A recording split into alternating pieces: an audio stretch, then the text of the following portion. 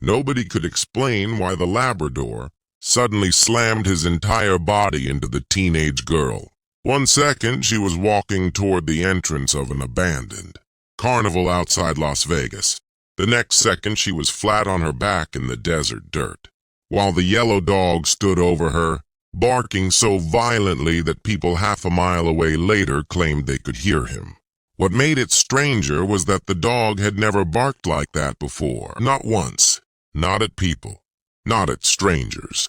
Not even when animal control first pulled him from the overcrowded shelter, where he'd spent nearly 6 months, waiting for someone to care. Yet on that cold October night, beside a forgotten stretch of desert highway, the Labrador acted as if letting that girl take another step would cost her life. And the truly disturbing part? 3 days later, investigators discovered something hidden beneath.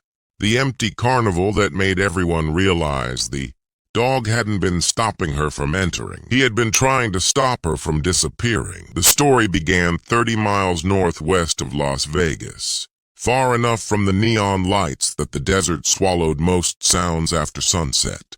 Far enough that people passing through rarely noticed the rusted attractions. Scattered beyond the highway, the abandoned carnival had once been called Silver Mirage Midway. Back in the late 1990s, it attracted tourists. Driving between Vegas and smaller Nevada towns, families stopped for funnel cakes. Kids rode spinning attractions. Teenagers won stuffed animals. But business eventually dried up. The owners disappeared. The rides stopped turning. And over time, the desert slowly reclaimed everything. The Ferris wheel froze in place. Paint peeled from ticket booths. Sand buried pathways. Locals avoided it. Most people simply forgot it existed, except for one person, 17-year-old Avery Collins. Avery had been living out of a backpack for nearly 3 weeks. She wasn't technically missing, at least not according to official records. Nobody had filed a report. Nobody was searching. Nobody was posting flyers, which somehow hurt more. She'd grown up in Henderson, Nevada, with a mother who bounced between jobs and relationships and a stepfather who viewed Avery less like family and more like an inconvenience. Home had never felt dangerous, just exhausting. Years of arguments, broken promises, constant reminders that she wasn't wanted.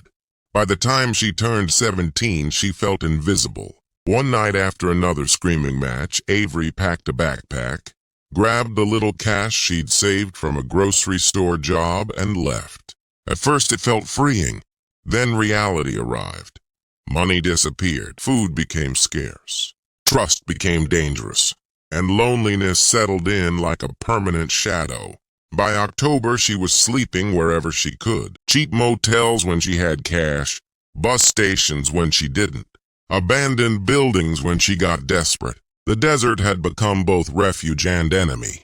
Most nights she stared at the stars, wondering whether anyone would even notice if she vanished completely. Then she met the Labrador. His name was Ranger. Nobody knew exactly how old he was. Animal shelter records estimated 4 years, maybe 5. Golden coat, scar on his left shoulder, gentle eyes that always seemed to be studying something. The shelter believed he'd belonged to a family before being abandoned. No one ever came back for him. After months of waiting, he was transferred to a small rescue organization outside Las Vegas called Desert Paws Recovery. The rescue was run by a former veterinary technician named Melissa Grant. Melissa wasn't wealthy. The facility wasn't fancy, but she had spent 15 years saving animals nobody else wanted. Senior dogs, injured dogs, abused dogs, dogs everyone assumed were hopeless. Ranger became one of her favorites. Not because he was energetic, not because he was particularly obedient, because he seemed unusually observant, almost cautious. He watched everything, remembered routines, recognized vehicles, noticed small changes before humans did. Melissa often joked that Ranger paid closer attention than most people. The rescue property sat near a network of desert trails, occasionally used by hikers and off-road enthusiasts. Volunteers frequently exercised dogs there. One volunteer in particular had formed a strong bond with Ranger. His name was Owen Mercer, 26 years old. Former Army mechanic, recently divorced, trying to rebuild his life one day at a time. Owen spent weekends helping at the rescue because he claimed dogs were easier to understand than people. Ranger usually accompanied him everywhere. Long walks, supply runs, trail cleanups. The Labrador rarely left his side, which made what happened next even stranger. 3 weeks after Avery ran away, she wandered into a gas station outside Indian Springs. She bought a bottle of water and a package of crackers using the last few dollars she possessed. While standing outside, she overheard 2 truck drivers talking. One mentioned an abandoned carnival nearby. The other laughed and said teenagers occasionally explored it because nobody cared enough to stop them. Most people would have ignored the conversation. Avery didn't. An abandoned place sounded safe, private, hidden, somewhere she could spend a night without being chased away. So just before sunset, she started walking. Meanwhile, Owen was finishing a trail walk with Ranger several miles away. Everything seemed normal until the Labrador suddenly stopped. His ears lifted, his body stiffened, and he stared toward the distant desert horizon. Owen later described it as eerie, not dramatic, not aggressive. Just wrong. Like the dog had noticed something nobody else could see. Ranger refused to move. He wasn't interested in rabbits, wasn't tracking wildlife, wasn't distracted. He simply stood frozen, facing the direction of the abandoned carnival. After nearly a minute, he started pulling. Hard enough that Owen nearly lost his grip on the leash. That had never happened before. Ranger wasn't a puller. Yet suddenly he seemed desperate to reach something, or someone. At first, Owen assumed the dog had caught an interesting scent. But as they continued walking, Ranger's urgency increased. Minute by minute, step by step, toward the carnival, toward Avery, toward a chain of events none of them could possibly understand. As darkness settled across the Nevada desert, Avery finally saw the silhouette of the abandoned Ferris wheel rising against the evening sky. The place looked enormous, lonely, silent, exactly what she wanted. She adjusted her backpack and started toward the entrance. At that exact moment, more than half a mile away, Ranger broke free and began sprinting through the darkness directly toward her. Neither Avery nor Owen knew it yet, but before the night was over, the rescue Labrador would do something that left witnesses stunned. And hidden beneath silver mirage, Midway was a secret someone had spent years making sure nobody would ever find. The first thing Avery heard was barking. Not normal barking. Not the distant sound of a neighborhood dog. This was frantic, urgent, closer every second. She stopped walking and looked around. The desert was nearly dark now. The last traces of sunlight had vanished behind the mountains. Wind pushed dust across the cracked asphalt leading into Silver Mirage Midway. For a moment she couldn't see anything. Then she spotted movement. A yellow shape racing across the desert. Fast, very fast. A dog, a large Labrador, straight toward her. Every instinct told Avery to move. But before she could react, the dog reached her. Ranger slammed into her legs with enough force to knock her backward. She hit the ground hard. The backpack flew from her shoulder. What the? The words barely left her mouth. Ranger planted himself between her and the carnival entrance, barking, growling, moving side to side. His eyes never left the dark opening beyond the rusted gate. Avery had never seen anything like it. The dog wasn't attacking her. He wasn't trying to bite. He wasn't acting aggressive toward her at all. It was almost as if he was trying to block her path, trying to physically prevent her from entering. Seconds later, another figure appeared in the darkness. A man running, shouting, holding a flashlight. Owen. By the time he reached them, he was completely out of breath. Ranger had never run away from him before. Not once. Yet somehow the Labrador had broken free and sprinted, nearly a mile through open desert. And now he was acting like a completely different dog. "I'm sorry," Owen said between breaths. "He's never done this before." Avery stood slowly, dust covering her jeans. "What is wrong with your dog?" "I honestly don't know." Ranger barked again, louder this time. Then he backed away from the entrance. Still facing it, Still staring, still refusing to calm down. The carnival remained silent. No lights, no movement, no people. Just rusted rides swaying slightly in the desert wind. Owen finally managed to grab Ranger's collar. The Labrador immediately stopped barking, but he didn't relax. His entire body remained tense, focused, watching, as if something inside the carnival terrified him, or interested him. Avery wasn't sure which. "You shouldn't stay here tonight," Owen said. "What? This place isn't safe." Avery almost laughed. She'd spent nights in bus stations, abandoned garages, parking lots. The carnival didn't scare her. But before she could argue, Ranger suddenly pulled forward again, not toward the entrance, toward a patch of desert several yards away. He began sniffing aggressively, circling, digging at the sand. Then he froze, staring at something invisible. The behavior lasted only a few seconds. Then he stopped. Just like that, the strange moment passed. Owen shook his head. "I don't know what's gotten into him." Avery grabbed her backpack. "Whatever." She turned toward the carnival. Immediately, Ranger exploded again, barking, lunging, blocking her path. The reaction was so intense that Avery instinctively stepped backward. The barking stopped. She stepped toward the entrance again. Ranger reacted instantly. Same behavior. Same panic, like a switch turning on and off. Owen noticed it too. The dog wasn't reacting to the carnival itself. He was reacting specifically to Avery approaching it. Neither of them understood why, but suddenly neither wanted to ignore it. Eventually, Owen convinced Avery to walk back toward the highway. The farther they moved from the carnival, the calmer Ranger became. Within 10 minutes, he looked completely normal, tail relaxed, breathing steady, friendly again. It made the earlier behavior seem impossible, almost imagined, except all three of them had witnessed it. They stopped beside Owen's pickup truck. Avery expected him to leave. Instead, he asked a simple question. "Do you have somewhere to go?" The silence that followed answered everything. For the first time, Owen really looked at her. The backpack, the exhaustion, the defensive posture, the way she kept scanning the road. He recognized it, not the exact situation, but the loneliness behind it. He'd worn the same expression after his divorce, like someone untethered from everything familiar. That night, Owen called Melissa. 20 minutes later, the rescue owner arrived. Melissa had seen enough struggling teenagers over the years to recognize one immediately.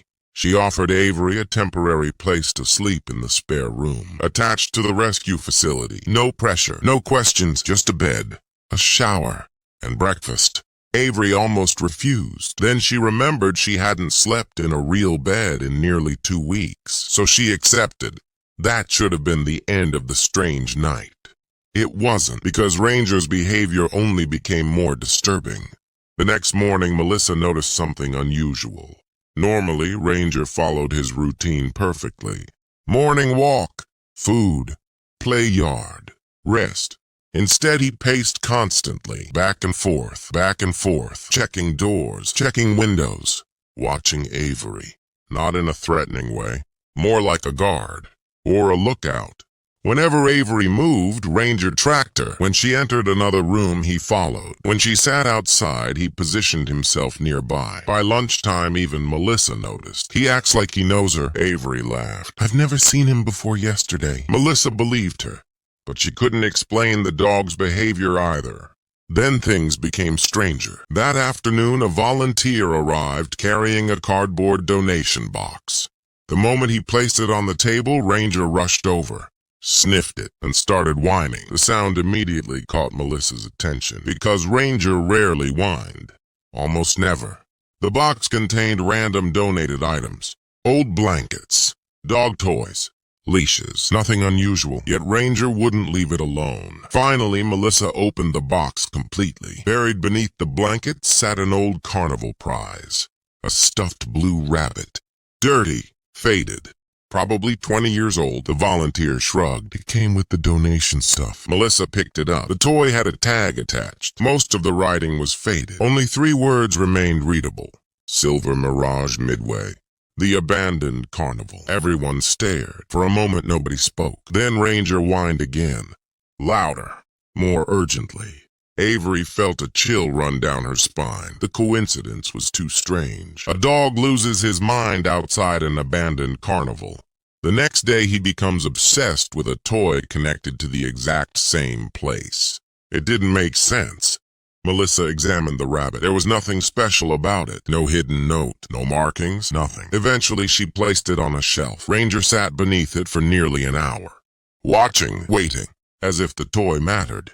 As if it connected to something important. That night another clue appeared, and this one was impossible to dismiss. Just after midnight, security cameras around the rescue facility detected movement. Melissa checked the footage the next morning. At first everything looked normal. Then she saw Ranger. The Labrador had somehow opened an unsecured side gate. Instead of running away, he left the property, walked several hundred yards, and sat facing one direction. The direction of the abandoned carnival. He remained there for nearly 40 minutes, perfectly still, just watching. Eventually he returned on his own. The footage unsettled everyone, especially Owen.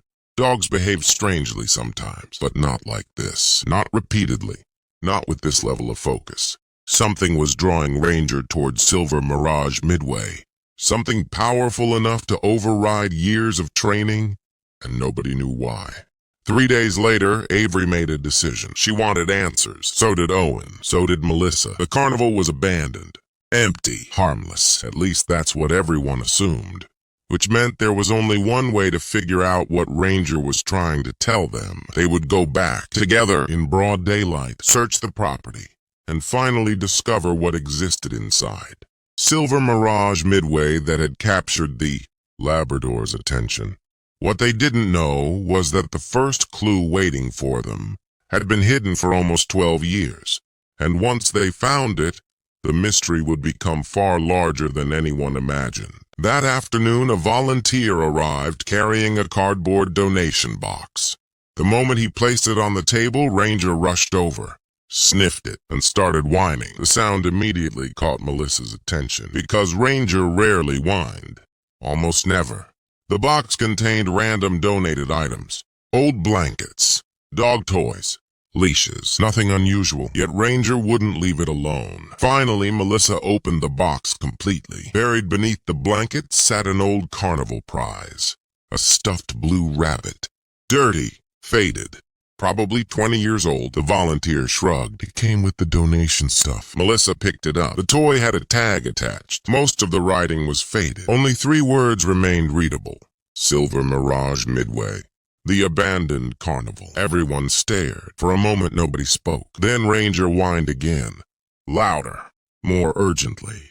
Avery felt a chill run down her spine. The coincidence was too strange. A dog loses his mind outside an abandoned carnival. The next day he becomes obsessed with a toy connected to the exact same place. It didn't make sense. Melissa examined the rabbit. There was nothing special about it. No hidden note, no markings, nothing. Eventually she placed it on a shelf. Ranger sat beneath it for nearly an hour, watching, waiting, as if the toy mattered. As if it connected to something important. That night another clue appeared, and this one was impossible to dismiss. Just after midnight, security cameras around the rescue facility detected movement. Melissa checked the footage the next morning. At first everything looked normal. Then she saw Ranger. The Labrador had somehow opened an unsecured side gate. Instead of running away, he left the property, walked several hundred yards, and sat facing one direction. The direction of the abandoned carnival. He remained there for nearly 40 minutes, perfectly still, just watching. Eventually he returned on his own. The footage unsettled everyone, especially Owen. Dogs behave strangely sometimes, but not like this. Not repeatedly. Not with this level of focus. Something was drawing Ranger towards Silver Mirage Midway. Something powerful enough to override years of training, and nobody knew why. 3 days later, Avery made a decision. She wanted answers. So did Owen. So did Melissa. The carnival was abandoned. Empty. Harmless. At least that's what everyone assumed. Which meant there was only one way to figure out what Ranger was trying to tell them. They would go back, together, in broad daylight, search the property, and finally discover what existed inside. Silver Mirage Midway that had captured the Labrador's attention. What they didn't know was that the first clue waiting for them had been hidden for almost 12 years, and once they found it, the mystery would become far larger than anyone imagined.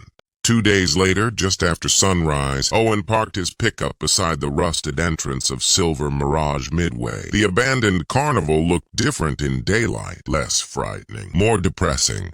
Years of desert wind had stripped away whatever excitement once lived there. Faded ticket booths leaned sideways, broken signs hung from rusted chains. Weeds pushed through cracked concrete. From a distance, it looked like nothing more than another forgotten piece of Nevada history. But Ranger disagreed. The moment he jumped from the truck, his entire demeanor changed. His ears lifted, his tail stiffened, and without waiting for anyone, he started pulling toward the carnival. Not frantically, not aggressively, purposefully. Like he already knew exactly where he wanted to go. Melissa exchanged a glance with Owen. "See that?" Owen nodded. "He's doing it again." Avery felt her stomach tighten. Part of her still believed this was all one giant coincidence. A strange dog, an abandoned carnival, a toy from the same location, nothing more. But another part of her couldn't shake the feeling that something bigger was waiting inside. Something hidden, something Ranger had somehow noticed. The group entered through the broken gate. Silence surrounded them. No traffic, no voices, only wind. Ranger immediately ignored the rides, ignored the food stands, ignored the game booths. Instead, he headed toward the rear section of the property, the oldest area, the section most damaged by time. As they walked deeper inside, Melissa noticed something odd. Several structures showed signs of recent disturbance. Not major activity, nothing obvious, but enough to stand out. A door hanging open, fresh footprints in dust, a recently broken padlock.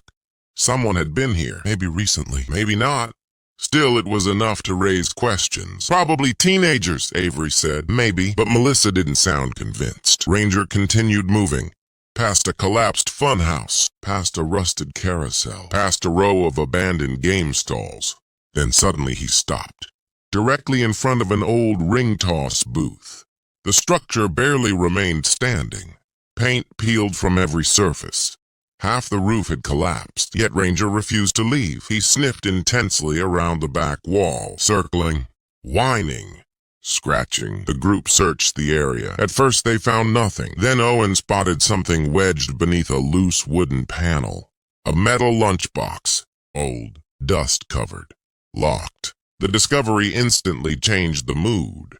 People don't normally leave locked lunchboxes, hidden inside abandoned carnival booths, especially not behind loose walls. Owen forced it open. Inside sat several items: a flashlight, 2 cassette tapes, a pocket knife, and a folded newspaper clipping. The article was dated 11 years earlier. The headline read, "Local carnival employee reported missing." Everyone looked at each other. Avery felt chills crawl up her arms.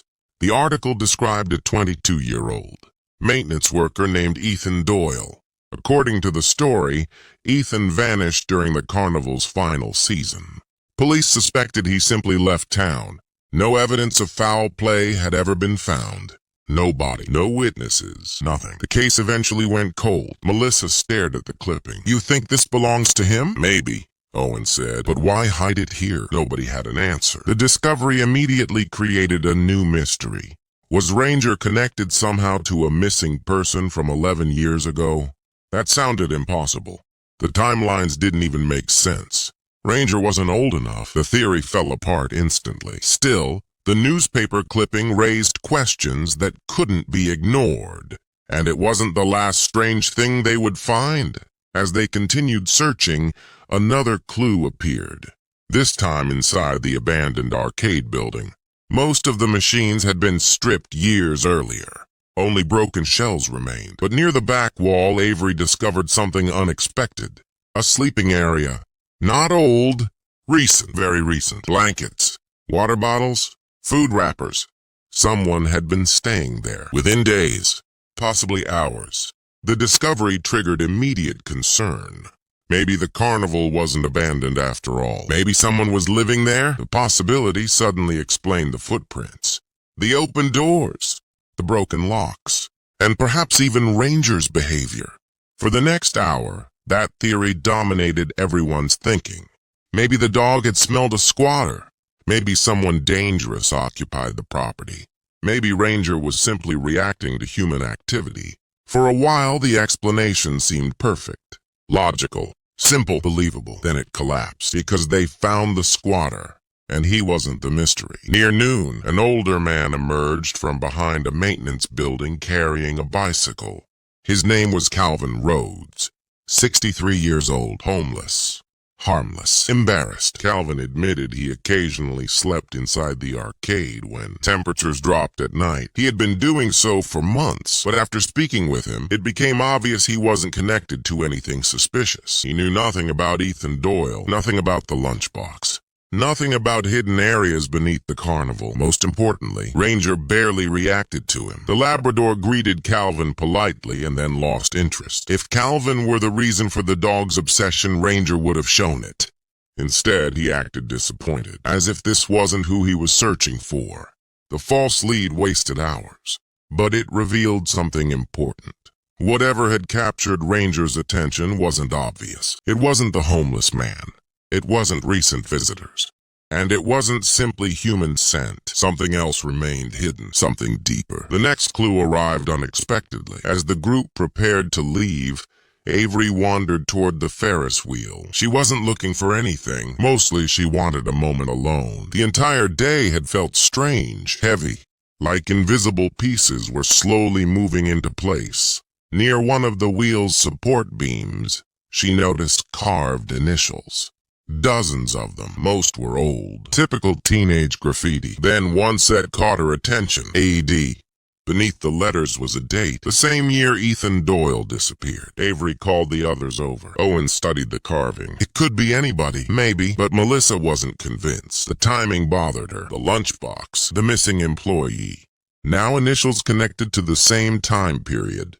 Individually, they meant little. Together, they formed a pattern suggesting Ethan Doyle's disappearance might somehow be connected to the carnival itself. The question was how. Before anyone could discuss it further, Ranger suddenly reacted.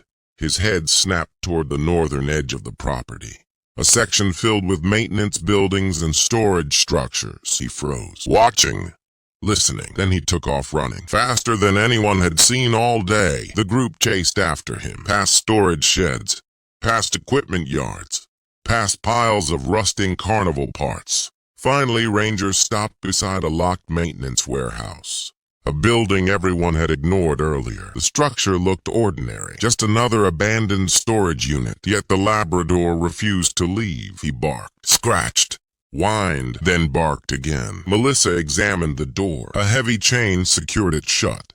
At first glance, it appeared untouched. Then Owen noticed something strange. The padlock looked new, not 11 years old, not weathered. New, recently installed. A long silence followed, because suddenly everyone realized the same thing. Someone had gone through the trouble of securing an abandoned warehouse inside an abandoned carnival. Recently. Very recently. The discovery transformed everything.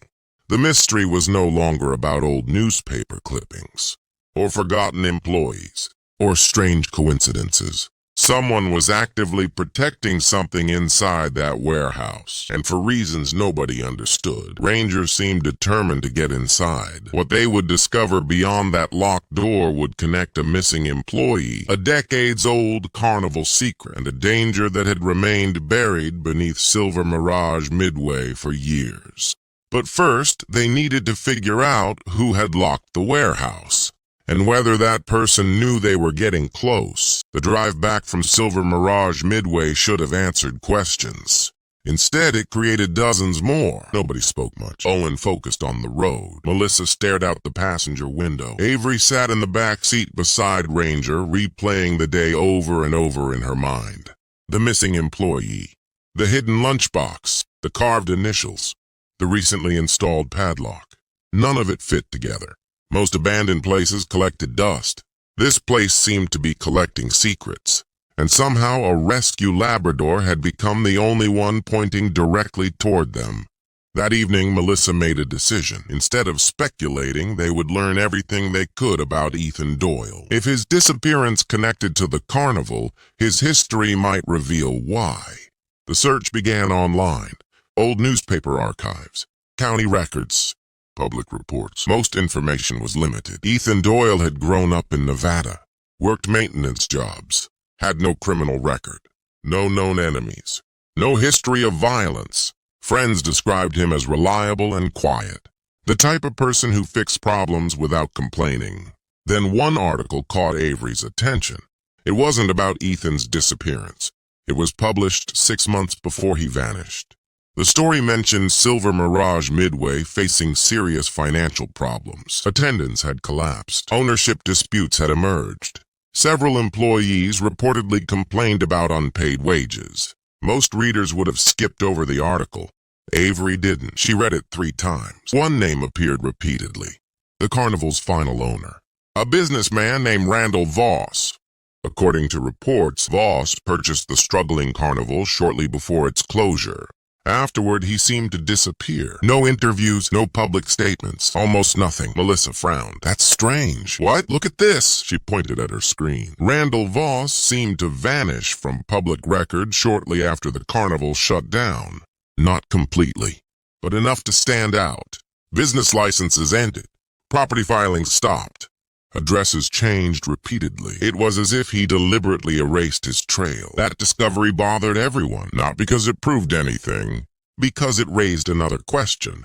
Why would someone work so hard to disappear? The next morning, they returned to the Carnival. This time they came prepared. Flashlights, tools, water, and a determination to learn what existed inside the warehouse. The desert sky hung gray overhead. Strong winds swept across the property. Even the Ferris wheel seemed to groan. As they approached the warehouse, Ranger's behavior intensified immediately. His pace quickened. His breathing changed. Every few seconds he glanced toward the locked door, like he knew they were close. Very close. Owen examined the chain again. The lock definitely wasn't old. Scratches around the latch suggested recent use. Someone entered this building regularly, or at least had recently. Ready? Owen asked. Nobody answered. A few moments later, the chain fell away. The warehouse door creaked open. Dust drifted through the sunlight. The interior smelled old. Metal, oil, rotting wood. At first, nothing seemed unusual. Shelves lined the walls. Broken Carnival equipment filled corners. Boxes sat stacked near the back. Just another storage building. Then Ranger bolted forward, straight toward the far wall. He began barking, not wildly, not fearfully, purposefully. The group hurried after him. Behind several shelves, they discovered something unexpected. A large steel hatch built into the floor. Everyone froze. The hatch looked industrial, heavy, permanent, and strangely out of place. What is that? Avery whispered. Nobody knew. Years of dust covered most surfaces. Yet the hatch handle looked cleaner, recently touched, recently used. A knot formed in Owen's stomach. The realization hit instantly. The warehouse wasn't the destination. It was protecting something underneath. Together they pulled the hatch open. A narrow staircase disappeared into darkness. Cold air drifted upward. The temperature difference was immediate. The underground space felt completely separate from the desert above. Nobody spoke for several seconds. Then Ranger started down first. Without hesitation, without fear, the others followed. The staircase led into a surprisingly large underground corridor. Concrete walls, electrical wiring, old utility pipes. The passage stretched farther than anyone expected. Silver Mirage Midway suddenly seemed much larger than it appeared on the surface. Melissa shined her flashlight ahead. What is this place? The answer arrived quickly. The corridor opened into a massive underground storage area, apparently built decades earlier. Old Carnival records, maintenance equipment, construction materials, everything forgotten beneath the property. But that wasn't what stopped them. At the far end of the room stood dozens of filing cabinets. Thousands of documents, boxes stacked floor to ceiling, and evidence that someone had visited recently. A lantern, fresh batteries, modern water bottles. This place wasn't abandoned. Someone had been coming here frequently. Avery felt her pulse quicken. They started examining the files. Most contained routine records, invoices, repair reports, employee schedules, nothing dramatic. Then Owen opened one cabinet and found something that changed everything. Ledgers, Detailed financial ledgers, years' worth. Some pages appeared ordinary, others did not. Several transactions listed enormous cash payments with no explanation, amounts far exceeding Carnival revenue. The numbers made no sense. Melissa flipped through page after page. Her expression darkened. This isn't normal bookkeeping. The more they examined the records, the stranger things became. Large shipments entered the property. Equipment purchases that never appeared above ground. Payments routed through shell companies. Missing inventory. False maintenance expenses. Someone had used the Carnival for something besides entertainment, something hidden, something profitable. And apparently Ethan Doyle had worked there during that period.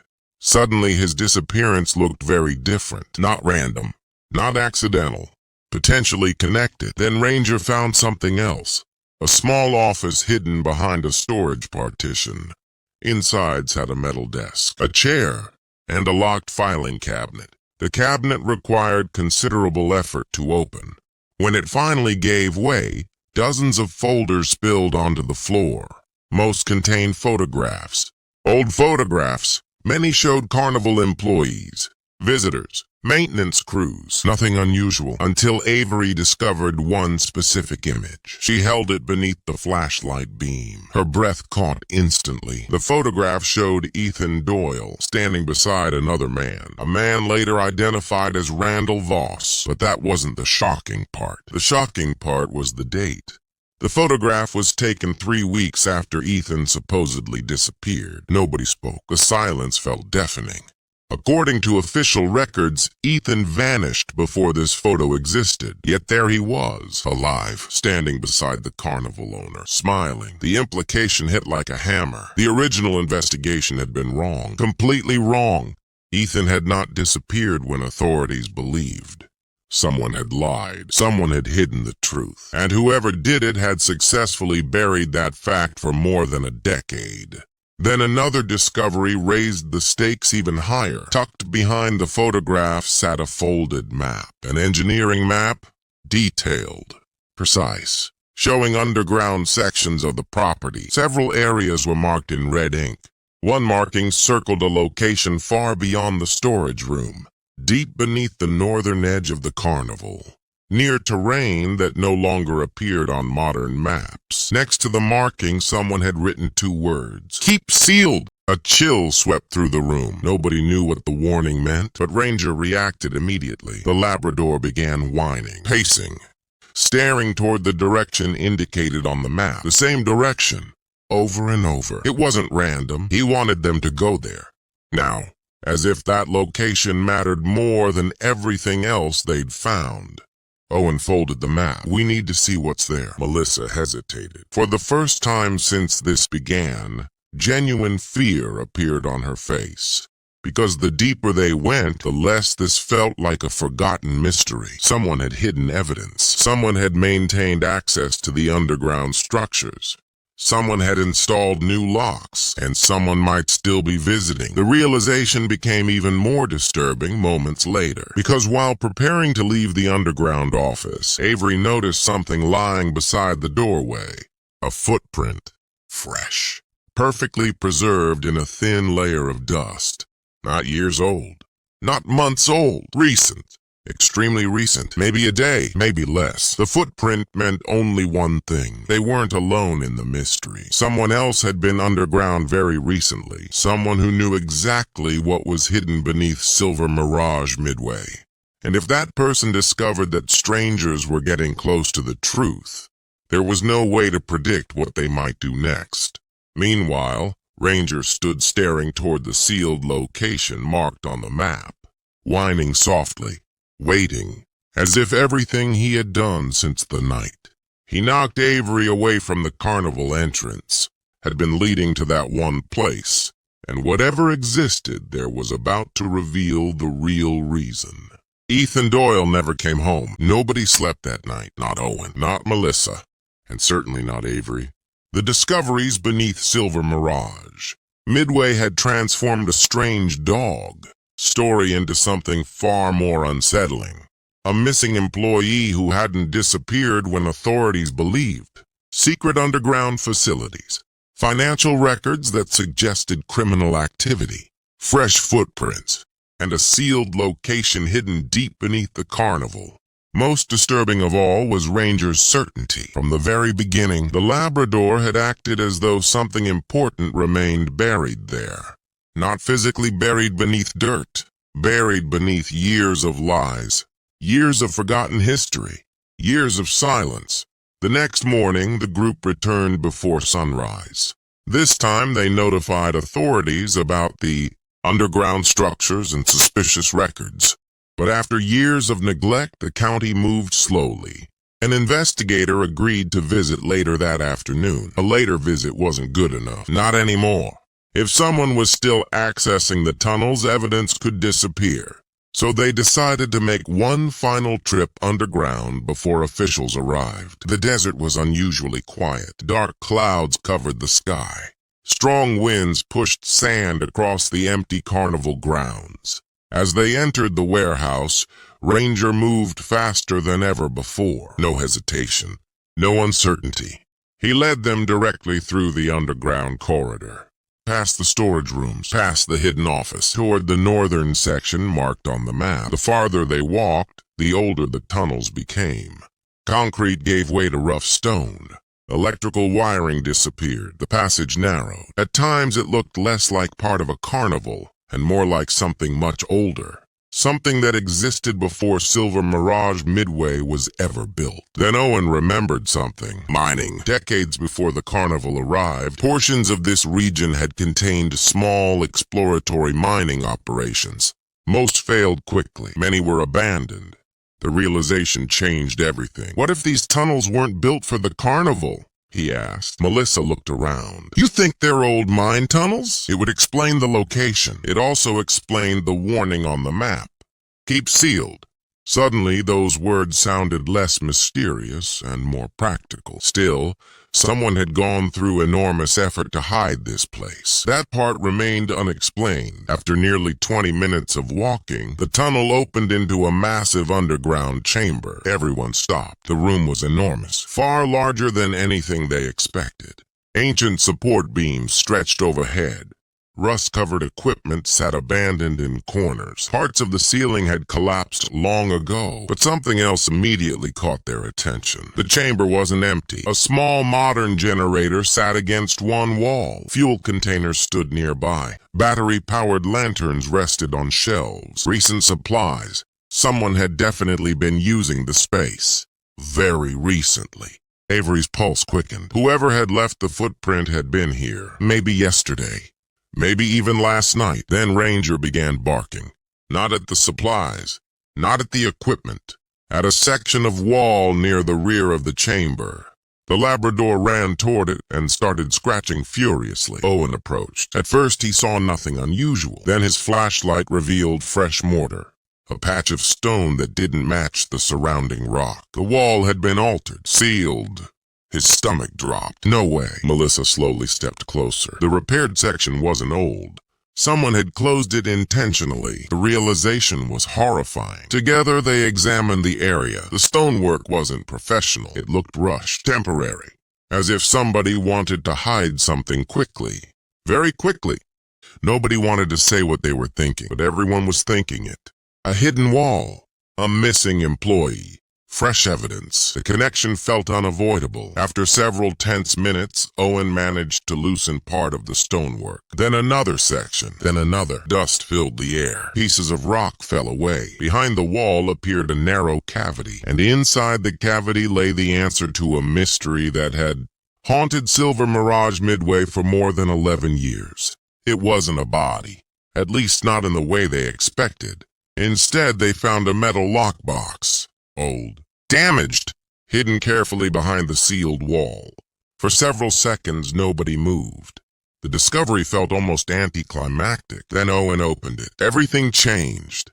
Inside sat notebooks, photographs, audio cassettes, documents. Dozens of them. Most belonged to Ethan Doyle. His name appeared repeatedly. Dates matched the final months before his disappearance. As they read through the material, the truth finally emerged. And it was nothing like anyone expected. Years earlier, Ethan had accidentally discovered something unusual while performing maintenance work. The Carnival owner, Randall Voss, had been using portions of the abandoned mining tunnels beneath the property as illegal storage facilities. Nothing violent, nothing sensational, but highly illegal. Untaxed cash, fraudulent financial records, equipment tied to insurance scams, evidence of large-scale financial crimes. Ethan documented everything. Initially, he planned to report it. Then he became afraid. According to his notes, he believed powerful people might be involved. So he secretly collected evidence. Photographs, records, transaction logs, witness information, everything inside the lockbox. The notebooks revealed another shocking detail. Ethan never intended to disappear. He intended to expose the operation. But before he could act, someone discovered what he was doing. The final entries became increasingly nervous, increasingly desperate. Then came the last notebook. The final pages answered the mystery that had lasted more than a decade. Ethan learned someone planned to destroy the evidence. Rather than surrender it, he hid everything inside the sealed chamber. Then he fled. Not because he was kidnapped, not because he was murdered, because he was terrified. Terrified enough to abandon his entire life. Terrified enough to vanish voluntarily. The revelation stunned everyone. For years, people assumed Ethan had become a victim. The truth was more tragic. He became a fugitive from fear. A man who lost everything while trying to do the right thing. But one question remained. Where did he go? The answer arrived unexpectedly. Among the documents sat a recent envelope. Very recent. Only months old, addressed simply, "If anyone ever finds this." Inside was a handwritten letter. Ethan was alive. Alive and living under a different name in another state. For years he believed returning would place him in danger, but age had changed his perspective. The letter explained everything. Eventually, the criminal operation collapsed. Several participants died, others disappeared. The threat faded, yet shame prevented him from coming home. He couldn't face the family he abandoned, couldn't face the town that believed he vanished, so he remained silent. Until now. The letter ended with a phone number, a current phone number. Nobody spoke after reading it. The mystery they expected to solve had transformed completely. This wasn't a murder. It wasn't a kidnapping. It was a story about fear, about choices, about consequences that lasted years. Authorities arrived less than an hour later. The evidence recovered from the tunnels reopened portions of the old investigation. Several historical fraud cases were eventually connected to Randall, Voss and his associates. The discovery made regional news. But that wasn't the ending people remembered. The ending people remembered involved a phone call. 3 weeks later, investigators contacted Ethan Doyle. The letter was genuine. The number worked. And for the first time in more than 11 years, Ethan spoke publicly. His surviving family finally learned the truth. There were tears, anger, relief, forgiveness. The kind of emotions that only emerge after carrying unanswered questions for more than a decade. And then there was Avery, the runaway teenager who almost walked into the carnival that first night. The teenager nobody seemed to notice. The teenager who believed disappearing might not matter. The investigation changed her too. Watching Ethan's story unfold forced her to confront an uncomfortable truth. Running away didn't erase pain. It only buried it. Sometimes for years, sometimes for decades.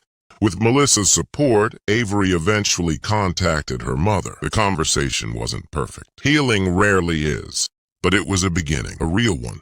Months later, she enrolled in community college, found stable housing, started building a future she once believed was impossible. As for Ranger, he became something of a local legend. Newspapers called him a hero. Television stations requested interviews. Animal organizations shared his story across the country. Nobody could fully explain how the Labrador became fixated on Silver Mirage midway. Maybe he smelled the underground activity. Maybe he detected scents lingering around the hidden chambers. Maybe he noticed something humans overlooked. Whatever the reason, one fact remained undeniable. Without Ranger, nobody would have searched. Without Ranger, nobody would have found the lockbox. Without Ranger, Ethan Doyle's story might have remained hidden forever. And perhaps the strangest part of all was this. The night Ranger knocked Avery away from the carnival entrance. Everyone assumed he was stopping her from entering. Months later, Avery came to a different conclusion. The Labrador wasn't trying to keep her away from the mystery, he was leading her toward it. Because in the end, the runaway teenager and the forgotten employee shared something important. Both had reached a moment where disappearing seemed easier than facing life. One stayed gone for 11 years. The other got a second chance before it was too late. And somehow, in the middle of a silent Nevada desert, an abandoned carnival and a buried secret, a rescue Labrador helped save them both. Long after Silver Mirage Midway was demolished, locals still told the story. Not about the fraud, not about the tunnels, not even about the missing employee. They told the story of a yellow Labrador who refused to let a lonely teenager take one more step. Because sometimes the smallest interruption changes the course of an entire life, and sometimes a dog notices the truth long before anyone else does.